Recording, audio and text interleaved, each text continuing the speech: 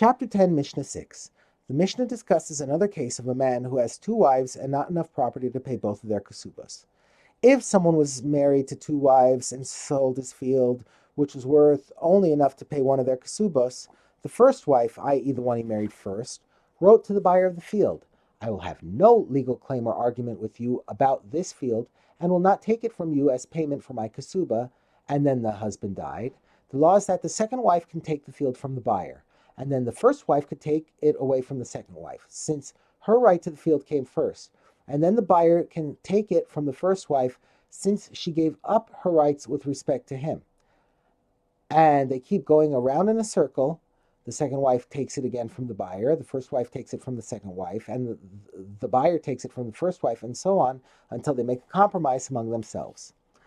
The Mishnah gives another situation where this could happen. And so too is the law with the lender. For example, someone owed a lender 100 zuz and had two fields, each worth 50 zuz. He sold one field to one person and later sold the other field to another person, and the lender wrote to the second buyer that he would not take the field from him. The lender could seize the first buyer's field as payment for his debt. Then the first buyer can take the second buyer's field as compensation for his loss. The lender can then take that field from the first buyer as payment for the rest of the money he is owed. The second buyer can then take it back from the lender, since the lender said he would not take his field. It goes around in circles until they reach a compromise. A third situation where this could happen. And so too, this is the law with a woman who is a lender in the sense that her husband owes her kasuba to her. For example, her kasuba is worth 200 zuz, and her husband has two fields, each worth 100 zuz. He sold one field to one person and later sold the other field to another person.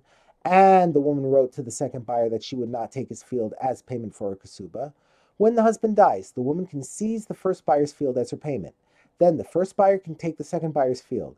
The woman can take that field from the first buyer's payment for the rest of her kasuba, and the second buyer could take that field back from the woman. It goes around in circles until they reach a compromise.